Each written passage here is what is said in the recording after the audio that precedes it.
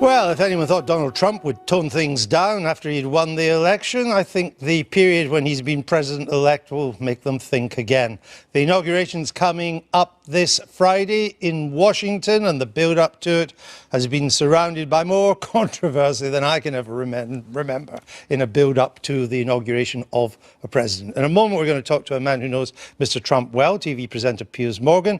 Let's just have a look again at that press conference Mr. Trump gave on Wednesday, in which, among many things, he took the opportunity to rubbish reports that Russia has obtained compromising information about his private life.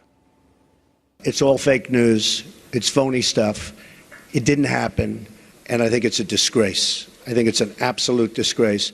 Since you are attacking our news organization, can you give us a chance? Your organization you are attacking our news organization. Can you give us a chance to ask a question, sir? Go ahead. Sir, can you state... Quiet. As far as BuzzFeed, which is a failing pile of garbage, writing it, I think they're going to suffer the consequences.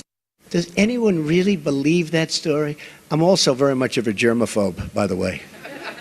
If Putin likes Donald Trump, guess what, folks? That's called an asset, not a liability. The only one that cares about my tax returns are the reporters, okay? They're the only ones. But no, I don't think so. I won. Do you believe I became president. There we go, Donald Trump at his first press conference. Piers, will he change as president? Because he hasn't changed in the run-up to being inaugurated. No, I don't think he will. I don't think he sees any point in changing. Why would he change from the personality that just won? As he just said, I won. And all the bleeding heart liberals in the world can all weep, wail and gnash their teeth and say how ghastly this all is and Hillary should have won and so on. But actually, he's got an incredible mandate. Remember, Trump has the House, he has the Senate, he's going to have the Supreme Court. He's got incredible power right now, and he doesn't have to listen to anybody. I spoke to him a couple of weeks ago, and specifically about Twitter, and I asked him what the impact was of Twitter. And he said, look, I had 16 million people following me on Twitter, the same again on Facebook. I was able to bypass mainstream media, bypass all normal political convention and talk directly to potential voters. Secondly, I could turn on the TV in the morning, I could see a rival getting all the airtime, and I could fire off a tweet, he said, for free. He was a marketing man, he loved that, and boom, I'm the news agenda again. And he said, and he was able to use that magnificent. And as he says, Twitter to him didn't cost him $1. So he's going to carry on tweeting in the middle of the night as President of the United States? He doesn't sleep much. I mean, he literally, in the last 6 weeks of the election campaign, I was told he was living off 21 hours of sleep a night. But you've got to remember about Trump, he's never had an alcoholic drink, never had a cigarette, never had a drug. He's a very fit guy for 70. He's got incredible energy. He's incredibly competitive. And he's, at his heart, a businessman. If you look at him as a political ideologue, you completely miss the point of Trump. That's why I think, don't take anything he says completely literally. Look upon it as a negotiating point that he started from, and try and do business with him as a business person would, and you may be pleasantly surprised. There's one thing that does strike me, which is he treats the press or the media entirely different from any other politician or main politician, in that normally the politicians try to get the media off a particular subject, or they try to conciliate with the media. He just comes and punches the media in the nose when he doesn't like. This could catch on, you know. There are two things. You're absolutely right. That is, I mean, for a start, no one could accuse him of letting that victory go to his head. You know, he hasn't suddenly said, well, I've won, I'll now be this lofty president. He's exactly the same as he was before. And you're absolutely right. What's fascinating in the relationship with the media, I haven't met, and I'm sure you haven't, us a lot haven't, met a party leader who isn't obsessed with the media, but they pretend not to be.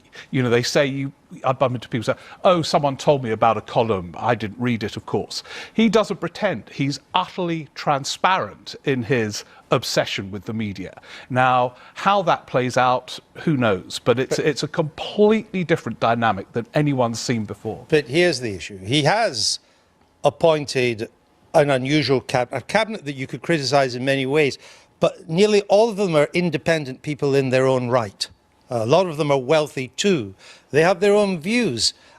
They might not like what he tweets at 3 in the morning, and he does have to deal with this cabinet now. I mean, Mad Dog Mattis, now the defense secretary, he might not like what's said about China at 3 in the morning. He might not, and I think this is where it gets very complicated. I mean, we can't imagine here in our political system any kind of appointments like this, you simply wouldn't have a lineup of billionaires of the kind of background that he has chosen. But I don't think that's going to stop him, as Piers said, saying and tweeting what he thinks. Yes, maybe it'll cause him some internal issues when the following day he has to square it with whatever they think, but, you know, he's just going to press ahead. Are we any clearer yet in terms of policy? And I know policy hasn't really featured hugely or bigly, as somebody might say, in this in the campaign of 2016.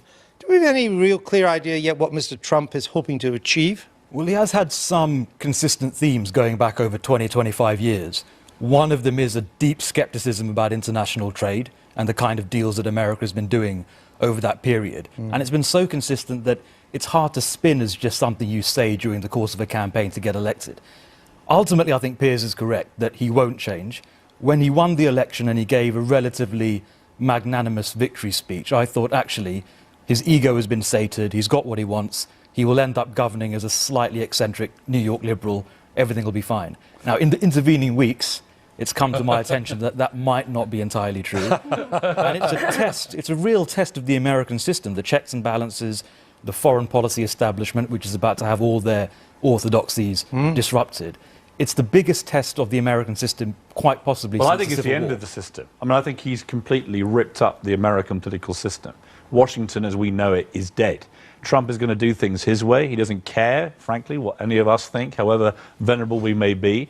And in the end, what Trump is betting on is if he can deliver for the people that voted for him, who felt disaffected, disenfranchised. 70% of Americans, remember, before the election, despite what Barack Obama would have you believe, were disaffected with the way the country was heading. And they voted accordingly. They want to see jobs. They want to see the economy in good shape. They want to feel secure. They want to feel that immigration has been tightened. And if Trump can deliver on those main themes for the Rust Belt communities of America, I'm telling you, he will go down as a very successful president. And all the offensive rhetoric and the argy-bargy with CNN and whatever it may be will be completely irrelevant. Let me finish with Mr. Trump on a parochial question. Is it fair to say that he's quite well disposed to this country? And that he would like, that he's up for a speedy free trade, a bilateral free trade deal? Well, here's where I think we've got to be sensible as a country. And you can mock and abuse him all you like, but come Friday, he's the President of the United States, the most powerful man in the world. He said to me he feels half British. His mum was born and raised in Scotland until she was 18 years old. He feels half British. He loves Britain. His own mother used to love watching the Queen. And he feels very, you know, I would roll out the red carpet for Trump. Bring him, let him meet Her Majesty, talk about his mum. Because the crucial point for us, surely, as a country, is coming out of Brexit, and now it looks like a hard Brexit. If we can do a very speedy deal within an 18-month period with the United States, which really sends a message to the world, we're back in the game, that is a hugely beneficial thing for this country. Okay, well,